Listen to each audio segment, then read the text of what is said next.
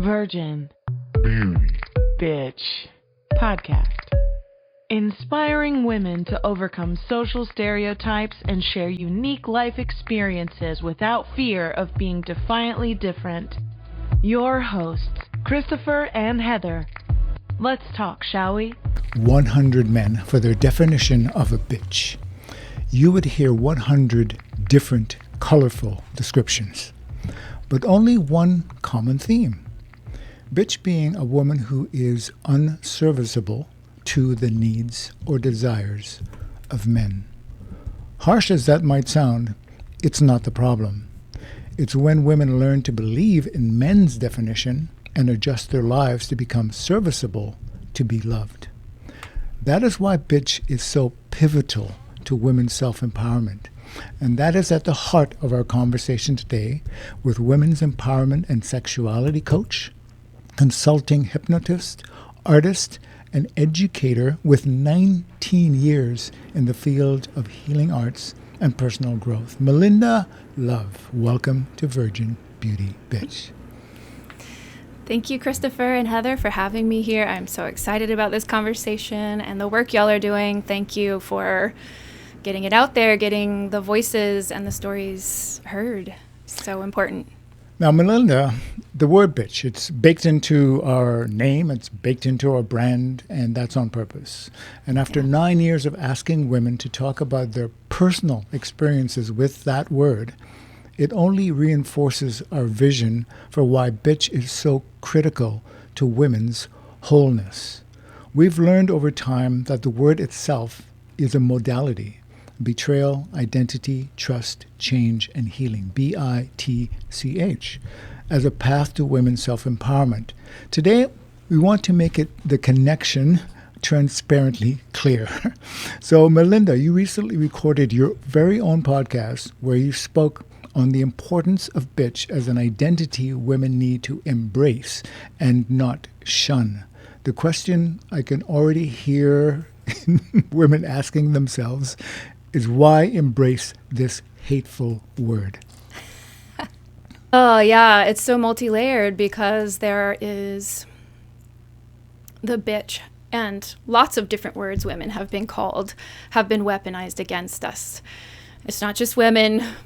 All folks have words that are really triggering. And I think it's so important when we hear a word coming at us that causes a little bit of abrasive type feeling, or it causes a big reaction. That is an opportunity for us to look inside and see, what is that bringing up for me? What is the opportunity in this for me? Because that is pointing to something really important that your inner self is protecting. So specifically with bitch, that's just such a classic shadow part of ourselves. And I do have, the work I do is shadow work that is using the mechanism of hypnosis as the tool to access the subconscious mind. So, from a very early age, even before we are born, sometimes we can get these words placed on us. And I think bitch in particular is the one that holds the power. She's the one that is vocal. So even, I'm not saying we would use that word ever to address a child, but even in those early years, we're told to be quiet. We're told to dim down that expression. And over time, as we grow up, the layers just keep adding on and adding on. So to me, I love your definition of unserviceable to the needs and desires of men and this larger structure, not just men. But yeah, to me, it's really accessing that voice.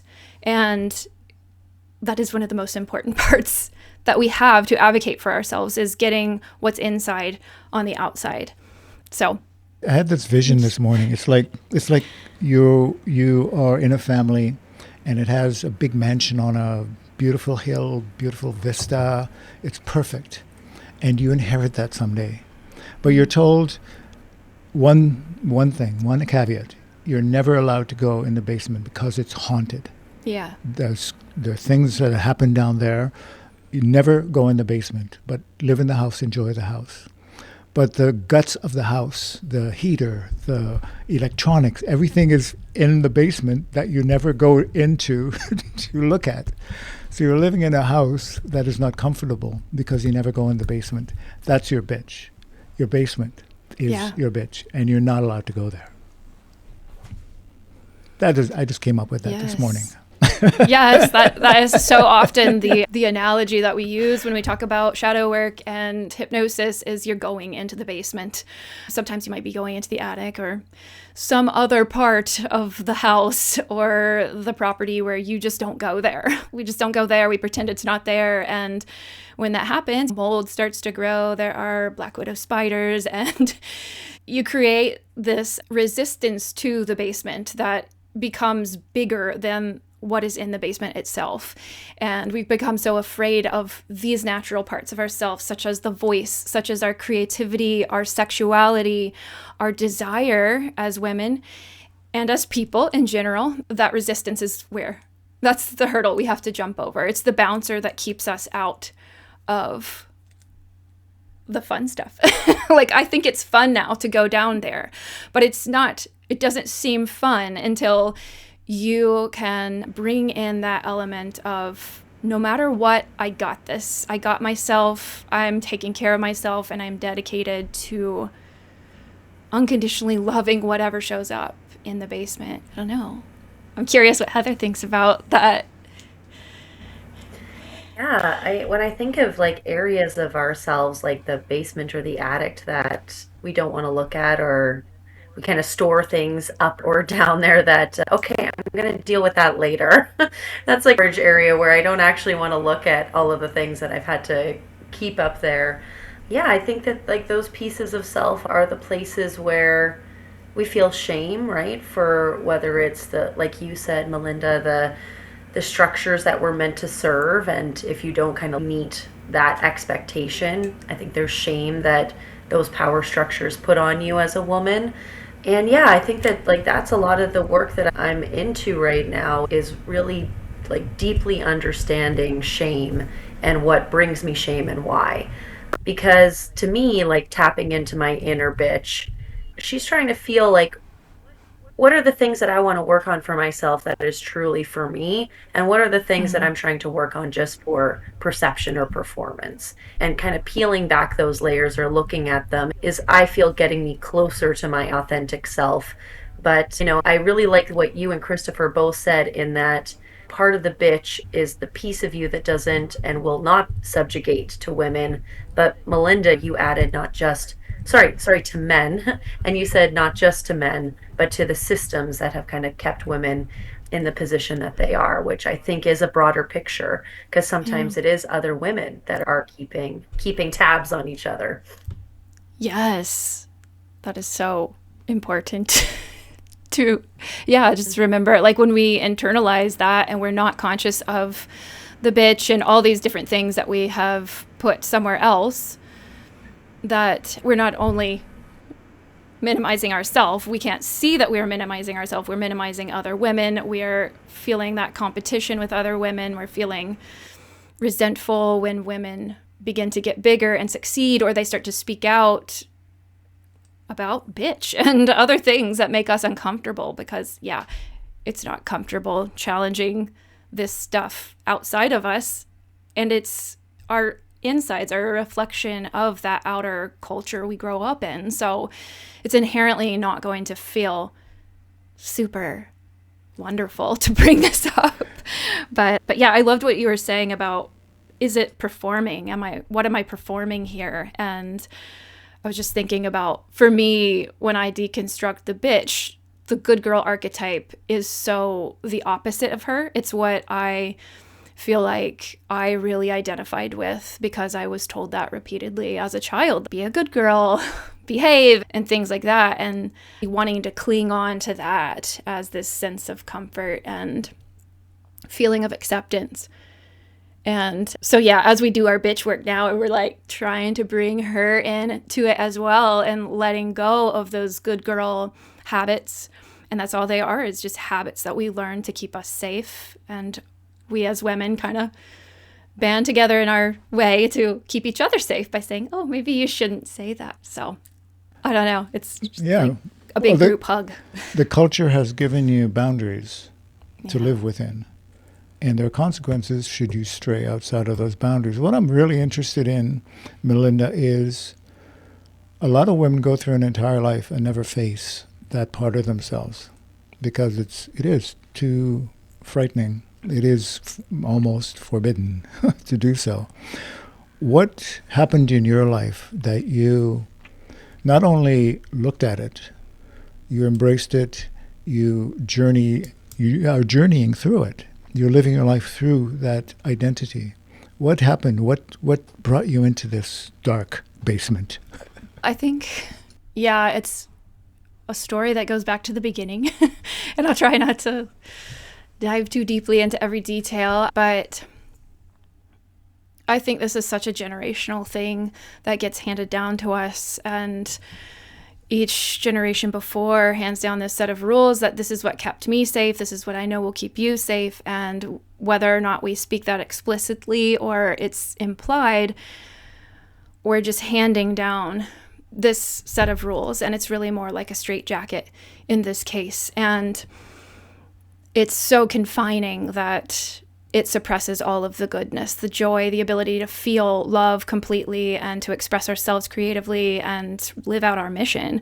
So what happened is really just that I adopted and really became dedicated to the path of the good girl and perfectionism. And I ended up, because of that, sacrificing my inner truth, my inner knowing of what was right and wrong for me and my body and my spirit and my emotions, and just growing up having experienced different types of abuse, I internalized that as in some way my fault, but there was always this part of me that rebelled, that she was like, nope, something is not right. And I became a teenager and I saw that I was still playing into the good girl, but I saw that really coming up and having an issue, fighting back a little bit more, being more verbally defensive. And I graduated in high school in 2002 and then went off to college and everything. And so that was an era where women were like coming into their voice in certain ways, but the sexuality aspect was, it's like everything is about being sexy and looking a certain way and perfecting your image and all that. So I think I felt in touch with my bitch in that phase of my life in a way that played on some of the wounds that I had experienced as a child. And so that actually did more damage to me because I was unconsciously working with this bitch energy and in turn hurting myself, but unknowingly, unconsciously hurting others as well. And just a series of relationship things that happened that eventually in my 30s, I became a mother. And that was the precipice to really diving into how has bitch harmed me, because it's easy to say, oh, I don't want to be a bitch because I don't want to hurt people on the outside. I don't want to cause harm in any way. And that's how I identified as a good girl. But until I really got into how did this hurt me? How will it hurt my child to have separation from this part of ourselves? Because I already knew every part is sacred, but I didn't fully embrace the bitch until I became a mom. And I started seeing people addressing my child in highly gendered ways that were very assuming of what they would end up being like or how they should behave even as a baby.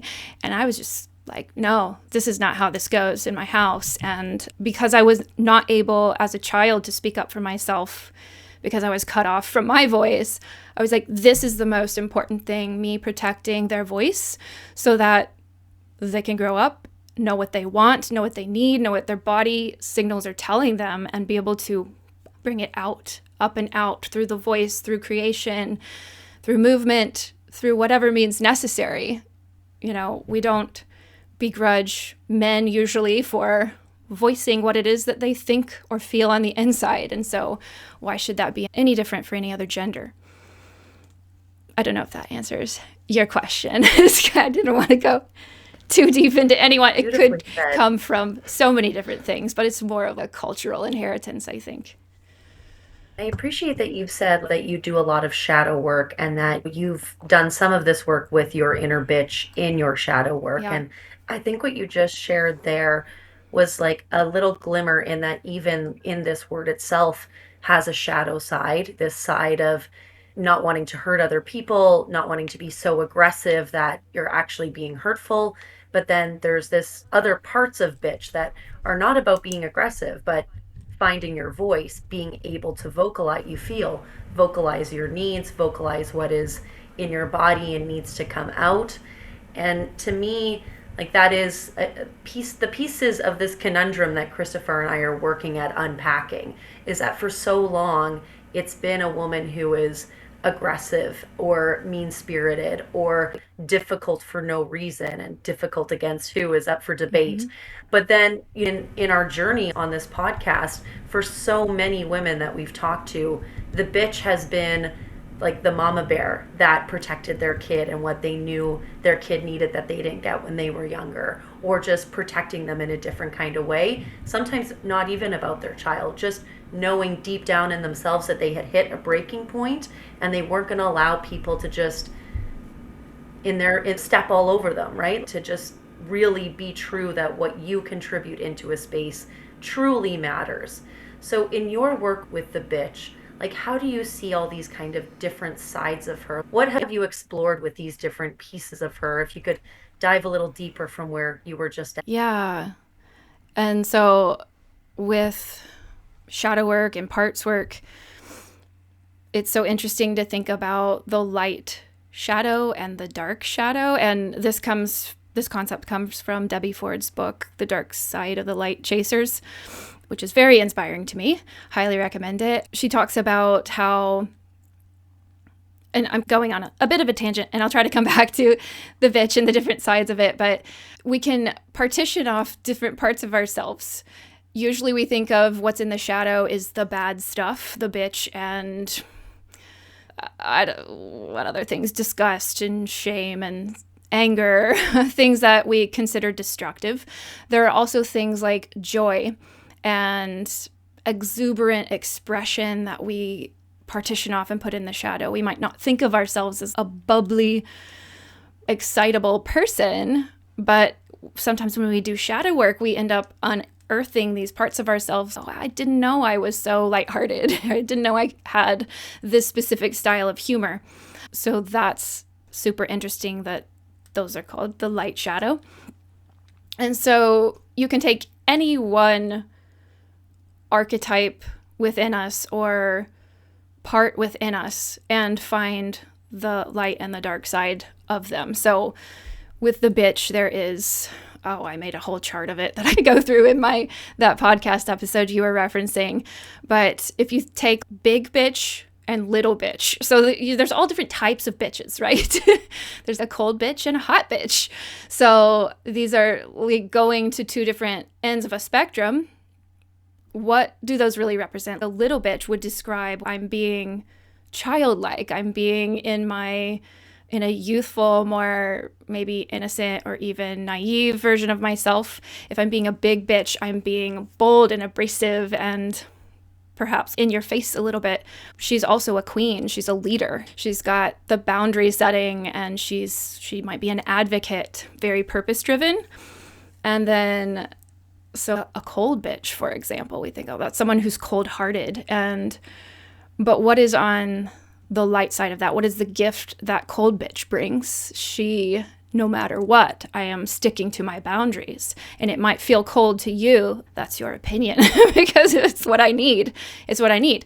Now, and it's also, you have to balance. There's the conscious cold bitch and there is the unconscious cold bitch. If you're not conscious of how you are wielding that power that she has, then you may end up unknowingly hurting people or hurting yourself and not really meaning to do that. So that's where we bring the conscious awareness to it.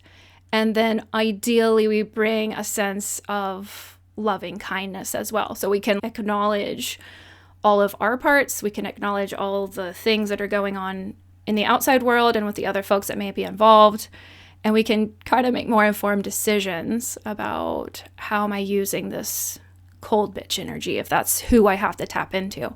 So the shadow work and the parts integration really just gives us more access to more of who we are and more freedom of choice in how we behave in that situation and moving forward. I'd love to hear, just while you're on this tangent, which I'm absolutely like adoring. Did I come back? But what was like chef's kiss, so good.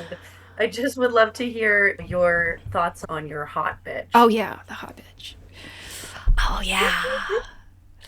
I like that because I do inevitably in shadow work and in hypnosis, when we start to bring up all these different parts of ourselves, I rarely have women come to me wanting to work on sexuality. It's usually I want to work on emotional eating or some kind of pattern in my life that is preventing me from being able to be fully in my job the way I want to be, or parenting the way I want to parent. It's usually in service of other people or like a health goal.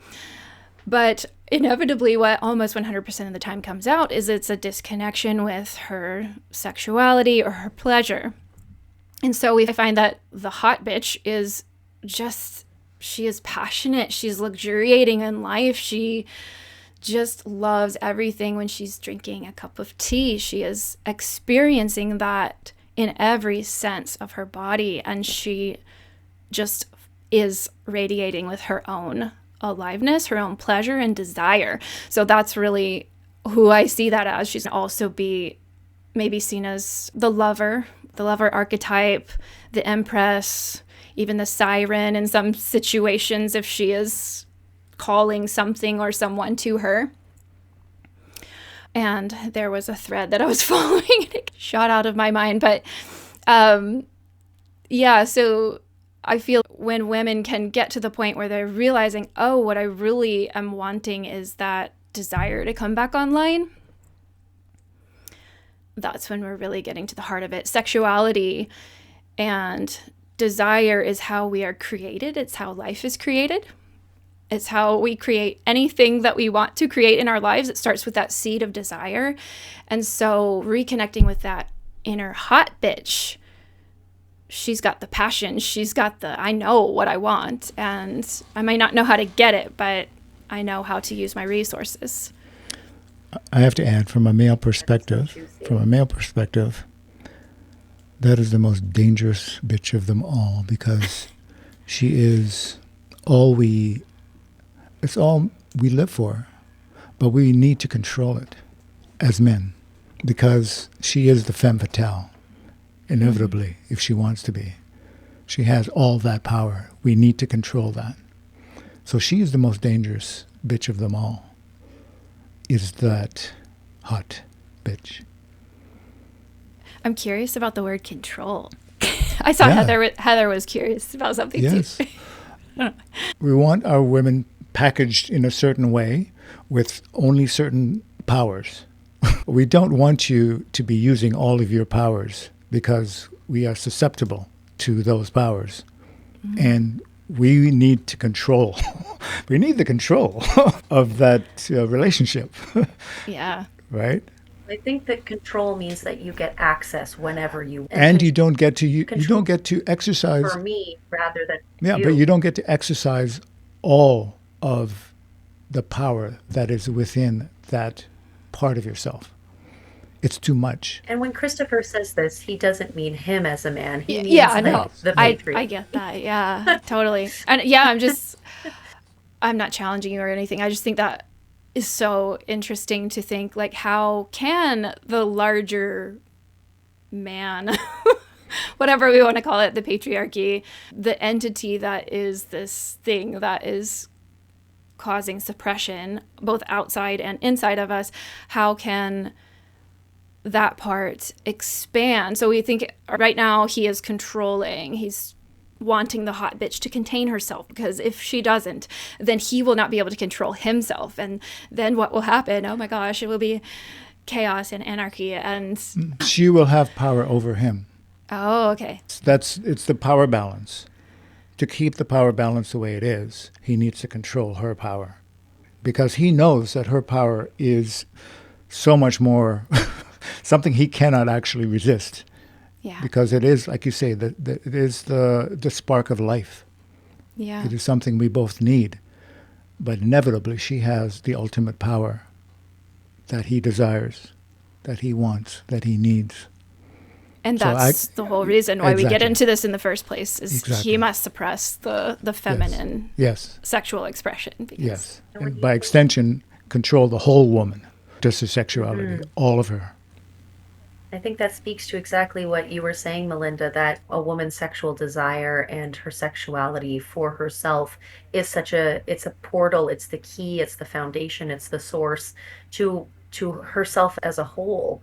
So when it's been stifled for so many millennia or thousands of years, but I love what you said when you think about the conscious and unconscious hot bitch, because to me the unconscious hot bitch was where you yeah. started, feeling like we need to be sexy, feeling like we need to be XYZ youthful, the way we, all of the things, rather than, and again, that performance of, rather than really exuberating your own like inner light, inner desire, Yes. that it isn't for someone else. It is genuinely yours to wield. Yes. I love that track that you're going down. It's so true that, yeah, when she's unconscious and she can't feel, can't see what is happening, there becomes this performance and this, she's acting out this impulse. And there's almost like you're looking on the outside through a window, but then you're also looking at yourself from the outside. And it's this very weird juxtaposition. And I think when we are consciously channeling that hot bitch, it doesn't always look pretty. It doesn't look like something that we would conventionally consider beautiful. It can be animalistic. It can be playful. It can be even childlike. And that's not something to be afraid of. That's the spark of desire is alive in all of us. And from the moment that we are born, from before we are born. And so it just funnels through every part of our life in, it looks a little bit different in each phase. You can't really unleash that dominatrix, because that's not the good girl. Totally. Yeah. Yeah, it's interesting. Oh, is it fun once you want her to? Yeah, the dominance and submission is a whole another polarity aspect of it too. And thinking about how that plays out internally, like we're thinking about the masculine and feminine playing out internally and how we work with these parts. And then there's dominance and submission is not necessarily, people think of dominance as being masculine and submission is feminine. That is not at all the case. And I've seen a lot of arguments recently where people are arguing that the masculine side is actually a lot more submissive than the feminine side. I don't like to put labels on any of those things because I think they're fluid for a lot of people and for myself. And yeah, it's so interesting to think about which parts of myself are dominating. So for me, most of my life, the good girl was dominating and the bitch was not. She was submissive in her own way, but she was coming out because no parts just go away. They come out in other sideways fashions and either cause trouble or they work to do the thing that they're driven to do secretly to you. And then you're like, oh, how did that happen? Either good or bad. But And I think of how little women are actually encouraged to be dominant. I think we've really stepped into that in different roles, whether that's in our careers, stepping into, I just think it's often a word that, and an expression of ourselves that is not within that good girl box for sure, and not easily digested by society. Not to say that we shouldn't play with it. And I love the word playful, because to me, it's the bitch allows me to want to play with words, especially a word like dominant. And what does that mean? Because to me, dominant means it feels like power over. And that's something that I don't resonate with. I want to have power with, power beside, like equality, but I feel like the bitch helps me to want to play with these expressions. Yeah. It made me think when we were talking about dominance and submission, and what does that actually mean? What does submission actually mean? And the fact when it's in the presence of a dominant entity or dominant person or a dominant force, when there's consensual understanding and agreement and an energetic flow, the submissive position is, if you want to put it in terms of control, who's in control here? A good dom-sub relationship is one in which the sub has the say. The sub gets to say, this is too much, this is where the line is, back off. And the dominant entity is so plugged into that, they almost know that the line is there before they cross it. Yeah, when we're talking about conscious and unconscious, there's the conscious and unconscious dominance and submission, and then there's the unconscious version of that. So yeah, it's so interesting to just pop on both sides of the spectrum of all these different words and things we're talking about. I think we limit ourselves because we need to label everything, and everything needs to have a definition that we must follow. Like masculine and feminine. They are universally in the universe, according to the universe, they are equal forces. No, we have to define one as this and the other as that, and then we put values to them. And that's where we get into trouble. We lose our perspective on the flow of the universe, and we put it into man-made boxes. That's where we lose our freedom and our relationship with each other. Yes. Yeah. Brains certainly are attuned to want to label something to feel like it's understanding it rather than just appreciating the vastness. Yeah, and that's part of that aspect of control that you were talking about. If I can name it to tame it. Yeah, that really gives you you are being good in this situation, you are being bad. If a person who presents as female is presenting as overbearing or dominant or masculine, that is bad. Exactly. It goes back to that good and evil dichotomy that everything has been built on in this society. Yes. And I started off with a man has a definition of what this word bitch means to him. Unfortunately, it has been transferred to women to think on those terms, and now bitch becomes something they don't want to investigate or invite or become, right? Because the man's version of that word is something that makes me unlovable. Why would I want to even entertain that word? But you lose half of yourself because you don't ever entertain it.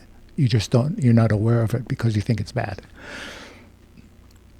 Yeah, and you're not willing to look at it because it's triggering ultimately the fear of death that was installed in us from the very beginning when we started understanding, the message is if I am behaving like this, speaking like this, I'm going to get cast out. I'm going to get shunned from my tribe, and no one is going to take care of me. As a child, that's just a death sentence. And surviving on our own in prehistoric times or in a culture where we really depended on the community to survive, our brains are still hardwired like that. We still believe if we embrace the bitch, we embrace our sexuality and our true full expression, we are not going to be loved and we're not going to be taken care of. And that is definitely starting to turn, I think, and from what I observe, but there's still these old patterns because our brains were structurally laid out to believe that, to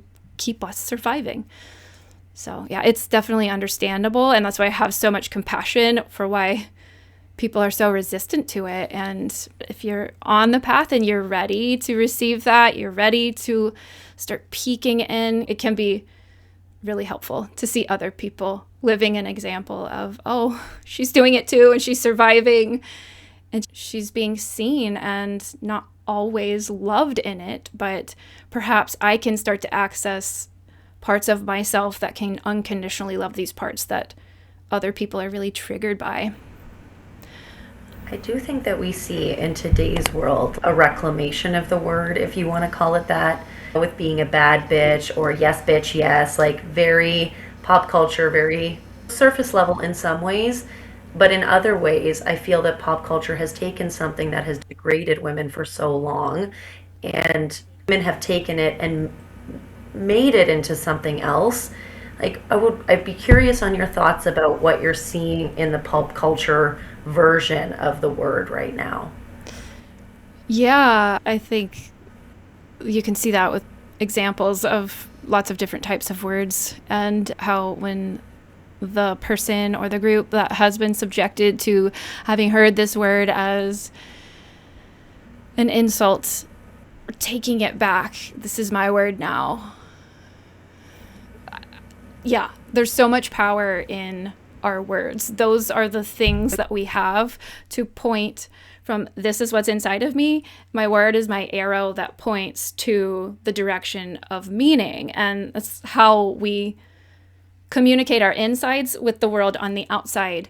And so words are so very important to choose them carefully. And when there's words like, so pussy is another word that I have reclaimed, and another book recommendation, Pussy by Mama Regina Thomas Hauer. She talks a lot about that and how pussy, like bitch, has been used to describe a negative attribute to a person, being weak or being dirty, lots of different negative connotations for it. So when we are reclaiming these words, are in a magical sense, they're like our altar. We create our life as we speak it into existence. And so we have to use those words really mindfully. So when we take back a word that had negative connotation and apply positive connotation to it, like if my best friend is saying, yeah, bitch, you got this, that is empowering behind it. There's a sense of like feeling held by my sisters, and that just completely turns it around. From a hypnosis perspective, from a reworking how we have connotations with certain things in our lives perspective, yeah, we're taking an emotionally charged moment, being called the word bitch, and turning it around and creating an opposing force that is equally as strong. So that feeling of camaraderie and commitment to self, if we can elicit that super strong emotion and then use that word bitch to reclaim what it means to us, then it takes the sting out of, if I were to go out, really express myself, and I'm like, I'm being such an expressive bitch today, then if somebody comes at me and they're like, hey bitch, I don't like what you said, then it doesn't hurt as much. It doesn't give them the power over me. I'm taking back the power of the word. I want to take that beyond the word, though. For us, to me, yes, the word can be manipulated and used in many different ways, and women can reclaim the word. But there's that particular word, there's an archetype behind that word. There's an identity behind that word. There is a universe behind that word that just reclaiming the word does not really address. And that's where we want to go. That's why we turned it into an acronym. That's why we've used it as a pathway to become whole as a woman. Because it's not just a word. It's not just a word you hear and you translate differently. There's a whole a whole embodiment behind that word that we're trying to get to. That's where we're trying to reach with these conversations and with what it is Heather and I are bringing on board in a few months. And what you do, that's what you do. Yeah. And I'm so I love listening to the different interviews y'all are doing, because you see how personal it is, how they're all similar, but everyone has their own different flavor of what reclaiming bitch means to them.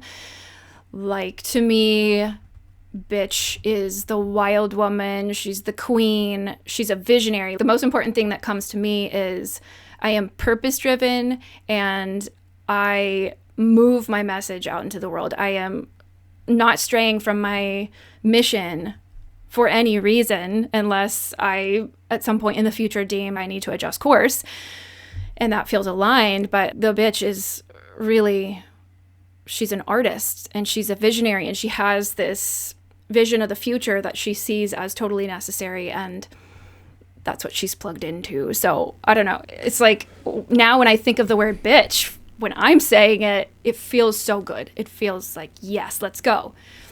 That's where we want to get to. That it's in the embodiment of yourself. It's not just a word. The word can be anything and translate it any way, but it has to mean something to you. And like you say, if it's your vision, right? If that is the lens now you're looking at the world, that's a completely different person. And that's what we're wanting to get to. Yeah. That's what these conversations, and that's what the message we want to get across. It's not just a word that you have to deal with. Yeah. It's about looking at yourself and becoming something spectacular. I think that just the way you both framed that was exquisite for sure. And I am obviously very grateful for this conversation.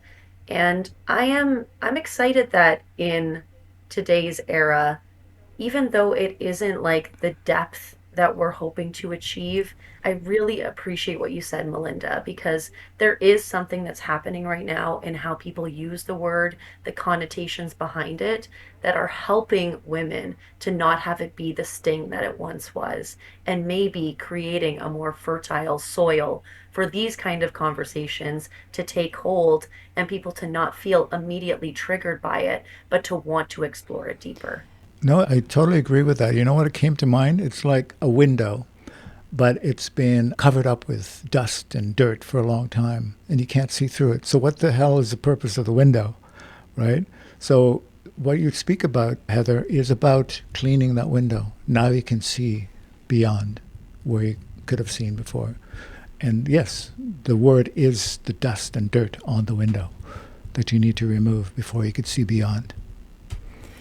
Yeah, and there is such a cultural, like we've talked about this whole conversation, is the cultural aspect of this. And when y'all were talking, it just made me think of how I am seeing, I don't know, maybe it's my algorithm is now feeding me the things I want to see, but I'm seeing so many men stepping up and truly speaking for the feminine, calling each other out for misogynistic phraseology and attitudes, and I'm seeing a turning that is allowing the opening for the woman to come forth and own the bitch and to reclaim that word in this way. And it feels like, yeah, our moving forward in this way, bringing these parts of ourselves out, are not going to feel safe until men are, and that culture, there is a little bit of a buffer. There's a little bit of, okay, it's safe enough for me to expand, to start pushing a little bit.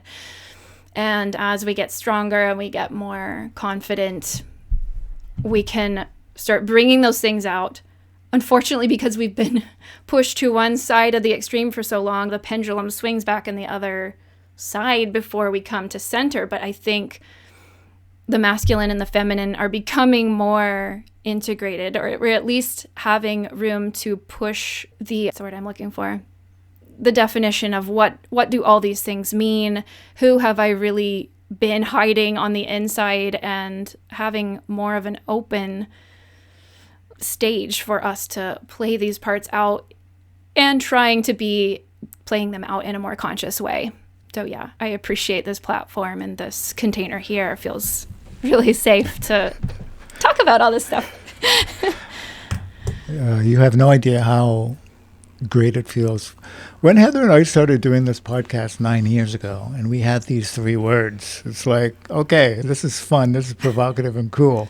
Yeah. We had no idea the well we were jumping into was so deep and so rich with life. We had no idea. But as we discover more and more, we realize we had the right idea. And now we're getting the education from speaking with women like you to go further, deeper, and open up this conversation even wider to include more and more people. And we can do it without conversations like this. And people like you who have experienced so much in this field and are able to share that in a way that is conversational and easy to digest without feeling someone is pouncing on you or preaching at you.